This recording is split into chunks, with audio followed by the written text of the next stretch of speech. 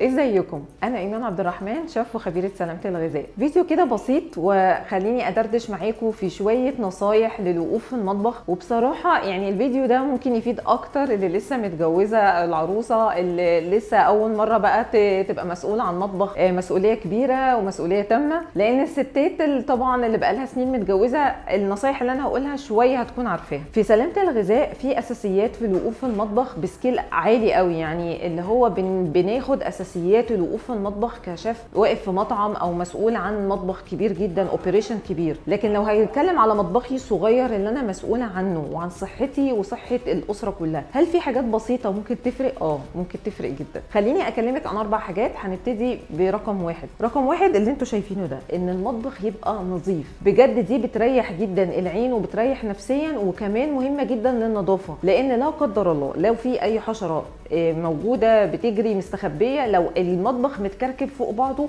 انا مش هبقى شايفه ايه اللي بيحصل. فدي حاجه نمبر 1 بتبقى مهمه جدا. في ناس بتخش على طول على المطبخ تطبخ، تطلع الحلل والمقادير ومش عارفه ايه. صدقوني ان انا اروقه وانضفه واعقمه دي حاجه مهمه جدا جدا. رقم 2 ان انا اكون لابسه ابرون، لابسه مريله. ده بيحمي لبس بتاعي، وكمان برضو ده لحمايتك، يعني برضو لو في اي حاجه وقعت او اتدلقت برضو هيحميكي. رقم 3 بقى مهمه جدا وظريفه قوي، ايه هي؟ وخصوصا للمحجبات. طبعا انا كمحجبه في بيتي مش محجبه، فببقى قاعده بشعري. وعايزه اقول لكم من اصعب وابشع واوحش حاجه من انواع التلوثات ان يبقى في شعره تقع في الاكل. فعمرك ما تلاقي شيف في اي مطعم كبير، حتى اللي هو الراجل يعني، بيبقى لازم لابس بونيه، لابس حاجه بتبقى عازل وهو واقف في المطبخ. طب احنا كستات البيوت نعمل ايه؟ نبقى لابسين اشارب، بندانه، اي حاجه. فالمعلومه دي بجد انا بفكركم بيها عشان هي مهمه جدا جدا. رقم 4 بقى هي ممكن تكون برضو يعني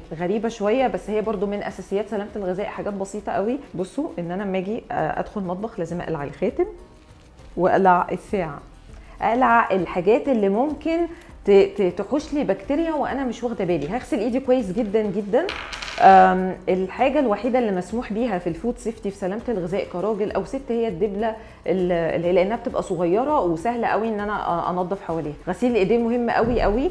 لو انا يعني في سيده مركبه جل او مركبه ضوافر او كده، يستحسن نصيحه مني ليكي البسي جلوفز، البسي جوانتي، عشان ده يحمي، لان البكتيريا مش احسن حاجه خالص تحت الاظافر. فطول ما انا في البيت طبعا لازم تكون الضوافر قصيره والكلام ده كله. اخر بقى حاجه عايزه اقولها لكم، تعقيم المطبخ. انا يمكن اتكلمت عنها قبل كده في فيديو قديم معانا هنا في الوصفه، بس حابه افكركم بيه، وهو تعقيم الرخام بعد الشغل وقبل الشغل. لازم بعد ما اطبخ وامسح اعمل محلول مطهر منزلي بسيط جدا ورخيص جدا. وعايزه اقول لك هو ده اللي قادر على قتل البكتيريا. انا عارفه ستات كتير بتشوفني طبعا بتهتم بالنظافه وكل حاجه، بس احنا ممكن نستخدم خل، ممكن نستخدم حاجات مش افكتيف، مش هي دي اللي هتقتل لي البكتيريا. وعايزه اقول لكم ان خبير برضو من المطابخ دايما يحكي لنا ان الكاونتر او الرخام بيغير مع الوقت مع استخدام الخل. بلس يا جماعه ان الخل اصلا مش بيقتل البكتيريا. الخل ممكن تبقى ريحته نفاذه للنمل، ممكن يقتل نسبه بسيطه قوي. لكن ايه بقى، نخش في الموضوع على طول. افكركم بيه، المحلول المطهر المنزلي يا جماعه اللي هو بيبقى غطا كلور على لتر للتر ونص ميه. هي دي النسبه اللي امنه جدا ان الكلور يتفاعل مع الميه ويبقى محلول مطهر منزلي. هحطه في بخاخه، هبتدي ارش على الرخام، على البوتاجاز، على كل حاجه، وهمسح بمناديل مطبخ، بلاش فوطه عشان الفوطه برضه بتجمع بكتيريا، وهرمي المناديل. اخر معلومه عايزه اقولها لك، لو انت عندك برد يستحسن ان انت ما تكونيش بتتكلمي وانت بتطبخي، لان ممكن تنقلي بالرذاذ ده والبكتيريا دي الاكل لاولادك. بجد صدقيني، يعني ممكن حاجات مش واخده بالنا منها ممكن تعدي البيت كله. ممكن تلبسي ماسك او حاولي ما تبقيش بتتكلمي وانت بتطبخي. ربنا يحفظكم جميعا يا رب. معلومات بسيطه قوي عن سلامه الغذاء وحاجات كده، يعني كستات بيوت بنحب ندردش مع بعض ونقول نتشارك النصايح دي. اتمنى يكون الفيديو عجبكم وافادكم. لو ليكم اي استفسار سيبولي في الكومنت، واشوفكم في فيديو تاني ان شاء الله. باي باي.